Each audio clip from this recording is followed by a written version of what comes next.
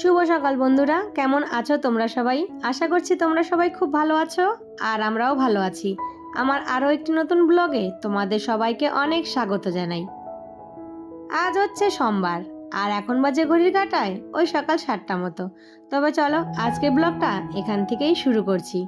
ব্লগটা ভালো লাগলে অবশ্যই কিন্তু একটা লাইক কমেন্ট শেয়ার করে দিও আর চ্যানেলটা সাবস্ক্রাইব করে আমার পাশে থেকো। তবে চলো ব্লগটা দেখতে থাকো। এই যে ঘুম থেকে উঠে সমস্ত বাসি কাজগুলো সেরে নিয়ে চান করে কিন্তু সোজা ঠাকুর ঘরে চলে এসেছি। আজ তো সোমবার, তাই এই যে শিবলিঙ্গে একটু ঘি, মধু আর চন্দন বেটে লাগিয়ে ভালো করে তারপর শিবের মাথায় জল ঢেলে নিলাম।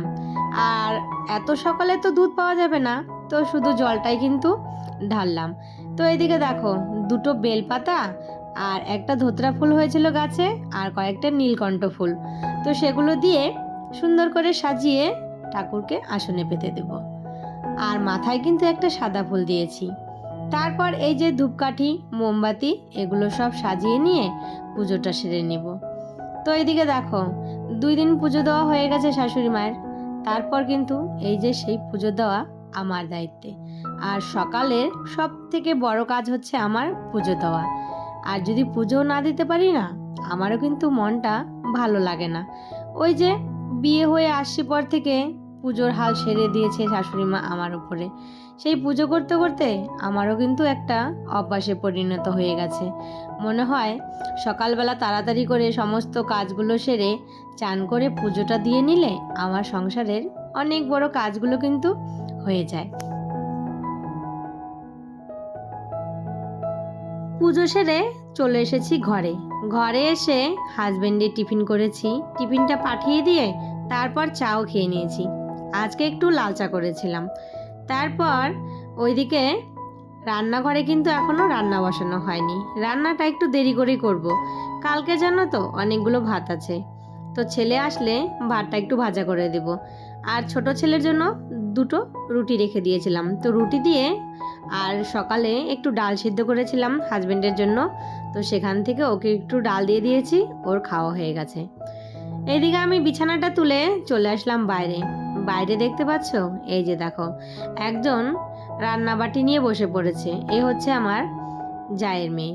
এই যে আসে সকাল করে, এসেই কিন্তু সমস্ত বাটি ঘটি নিয়ে বসে পড়ে খেলার জন্য।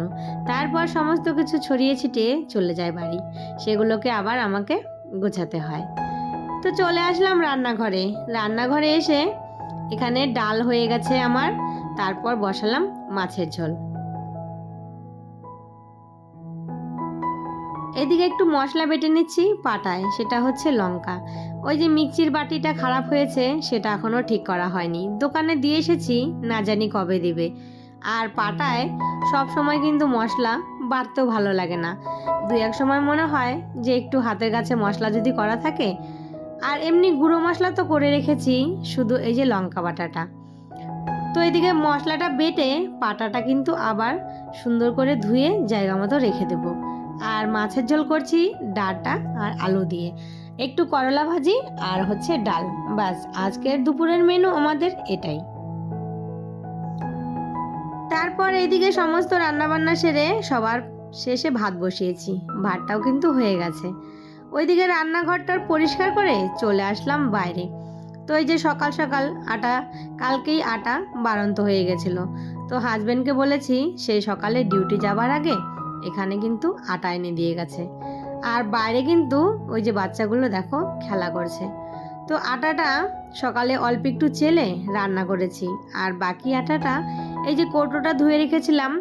আর যখন যে জিনিসটা শেষ হয় না, সঙ্গে সঙ্গে সেই কৌটোগুলো কিন্তু ধুয়ে ফেলি। তো এদিকে সেই কৌটোটা ধুয়ে আটাগুলো চেলে রেখে দিলাম। আটাতে এতটুকু কিন্তু ময়লা নেই, তবু কিন্তু না চাললে ভালো লাগে না। এখানে এই যে ঘর মোছার এটা না নষ্ট হয়ে গেছে, তো হাজবেন্ডকে বলেছিলাম, তো হাজবেন্ড আর একটা দেখো নতুন এনে দিয়েছে। তো এটা আমি এখন খুলে এই যে আবার সেই লাঠিতে সেট করে নিচ্ছি। আর জিনিসটা কিন্তু খুবই ভালো, অনেক বছর হয়ে গেছে জানো তো। শুধু এই যে মোছারিটা চেঞ্জ করলেই বাস হয়ে যায়।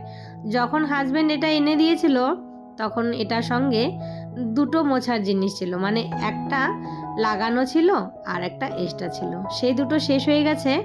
এখন এই যে আর একটা নতুন আনা হলো।